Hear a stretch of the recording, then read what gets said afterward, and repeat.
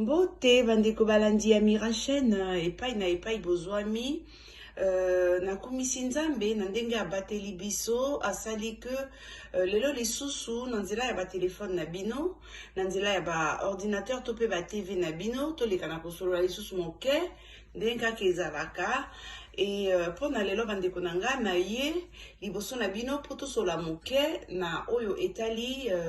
confinement. Confinement eza eloko nini bandeko na ngai biso nyonso toyebi na koleka na kopesa définition ya confinement te mais explication moke mpona korapele na bandeko eloko nini tozobenga confinement. Confinement baimpose biso yango tokoki koloba ndenge wana. Confinement eza décision ya bapeuple kaka bango moko te. Confinement ezali décision oyo badirigeant na biso c'est-à-dire na bamboka nyonso tozwami basili kozwa mpona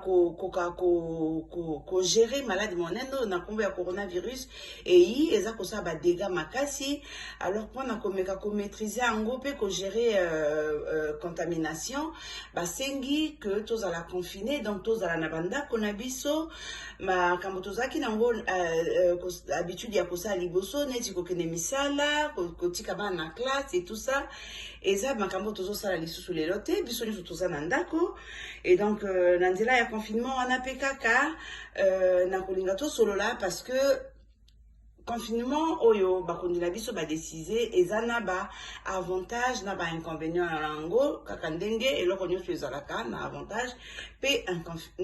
inconvénient. Donc bandeko na ngai mpona mokolo ya lelo émission na ngai ekotourne autour ya confinement. Mpona nini nakolinga kosala émission to mpe kosolola na bino na nzela ya confinement. Tokoya kosolola likambo wana ya confinement bandeko na ngai parce que eza kopesa mpasi bipai mosusu. C'est-à-dire que tango bakondi na biso badeside que tozala confiné mpona kobanga propagation ya maladie to kopanzana ya maladie eza na bandeko baza komona que bakondi na biso basali mabe.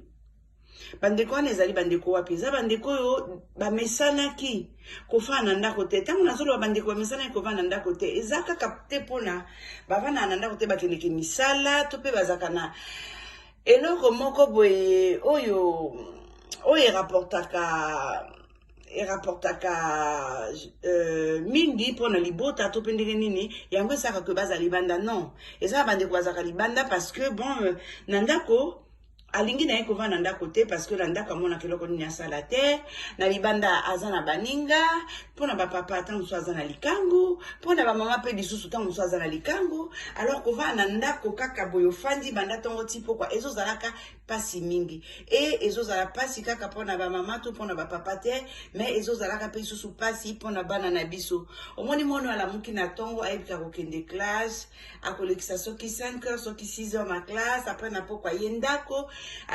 ntango akomi na ndako aza na badevoir akosala aza na apres heure moko fo aleka liboso ya tv aza na mwa plan na ye ayebi ke ntango nautaka boye na ye boye heure mpe ezoleka butu ekoti nalali ntongo etani ainsi de suite du jour au lendemain mwana wana akomi na kati ya ndako eloko akosala te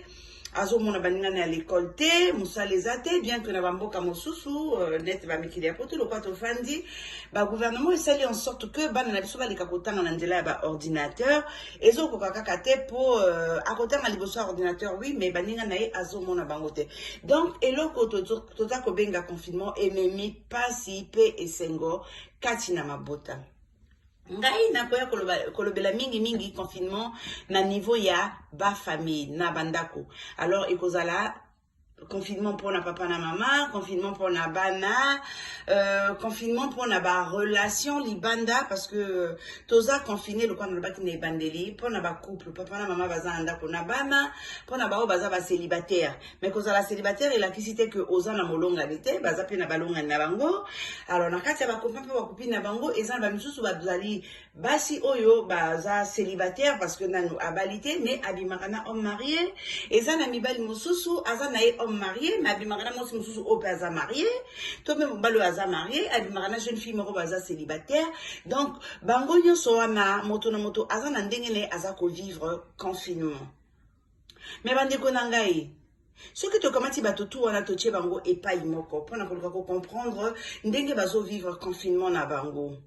tokopesa moto na moto raison epai afandi soki apesi explication na ye ngai confinement nazokoka ngo te mpo na raison boye ngai nasepeli na confinement mpo na raison boye ngai nasepeli te mpo na boye soki tosilisi kocomprendre bango nyonso wana bandeko na ngai il faut toleka na kobenda baleçon kobenda bilili na oyo confinement aza kolakisa biso comme avantage to mpe inconvénient tosuka kaka na baplaisir na biso te tomona mpe plaisir ya mokili parce que mingimingi tozomona confinement lelo mpasi mpo na bato mais toyebi te plaisir nini to pe esengo nini mokili to pe nature eza komona lelo na nzela ya confinement parce que bandeko nanga mpona baoyo bavandi na bamaison c'est-à-dire ovanda na maison eza na jardin na gazon et tout ça lelo lokola toza confine na kati ya bandako libanda ozomona gazon ezopousse mais vraiment na kimia nyonso c'est-à-dire que eza na besoin que jardinier aleka te nini te matiti eza kobota kitoko eza na besoin obokela ngo mbuma te nini te